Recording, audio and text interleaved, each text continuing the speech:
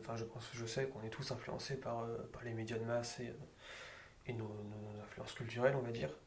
Et c'est super important de choisir les bonnes influences. Alors on les choisit pas réellement, en réalité c'est notre habitus qui fait qu'on se dirige vers ça et qui se dirige vers nous. Mais moi je sais que ça m'a très vite aidé à me développer. Déjà parce que du coup en l'absence de figure paternelle, c'est naturel, on va en chercher une quelque part.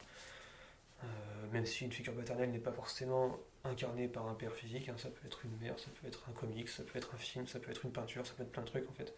Ça peut être la littérature ou comme ça. Et je sais que très vite, je me suis rendu compte de l'importance d'avoir ces figures-là. Genre vraiment très jeune, je devais avoir dans les 12 ans, un truc du genre. Et du coup, celle qui me parlait le plus, effectivement, donc c'était, comme j'ai dit, Spider-Man, Batman, ou même Star Wars, hein. Dans Star Wars, il y a une grosse partie de quasi divine avec presque religieux Star Wars, mais il y a ces figures de bonté, en même temps toujours la limite, passer du côté clair au côté obscur. Enfin voilà, il y a toutes ces ambivalences réelles en fait qu'on a dans la vraie vie, qui moi me parlaient forcément. Donc très vite, voilà, ça m'a énormément impacté. Et même aujourd'hui, je continue à avoir, enfin j'en lis énormément des comics clairement. Et à la fac, en sociaux, j'ai fait des écrits, on va dire, sur l'influence que peut avoir le comics ou le cinéma, par exemple, sur le développement de quelqu'un ou juste sur la société en général.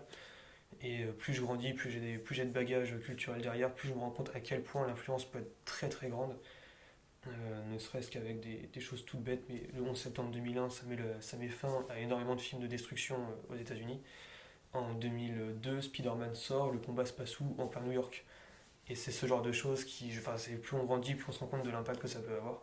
Et donc personnellement, ça a eu un grand impact et je ferai clairement en sorte que ça ait un impact sur mes enfants, sur ma famille, comme ça, parce que c'est important d'avoir des figures, qu'elles soient. Alors que du coup, dans mon cas, c'était plutôt viril et masculine, mais ça peut très bien être féminin sans aucun problème.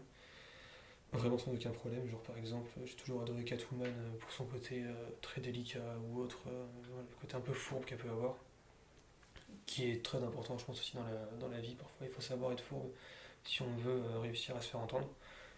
Et je pense que ça sera vraiment important de l'avoir. Aussi parce que je trouve que la France en général, mais surtout les programmes scolaires, font bien en sorte qu'on n'ait pas de figure historique à admirer ou à ne serait-ce que comprendre, parce que concrètement, les programmes scolaires changeant tous les 3 ans, on passe très vite de Napoléon était un dieu vivant à Napoléon était un esclavagiste qu'il faut abattre.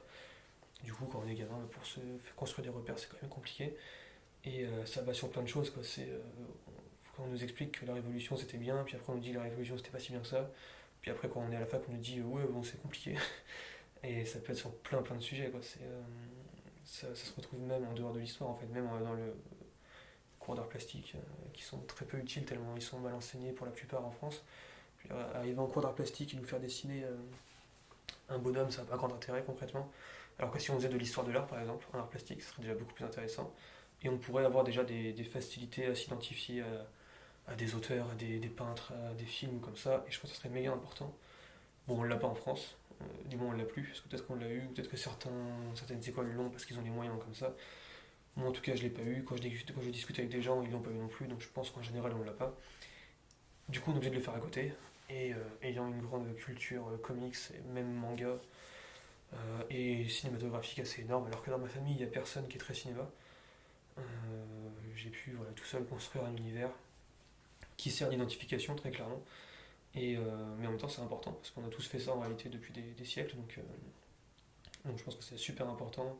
Et quand j'entends des conneries de différents politiques qui disent qu'il faudrait interdire telle ou telle œuvre parce que ça serait dangereux pour l'identification, ou qu'au Canada on finit par brûler des livres de Tintin ou d'Astérix, soi-disant parce que c'est raciste et colonial, bon, faut arrêter les conneries 2 minutes quand même, hein. Ça reste une bande dessinée.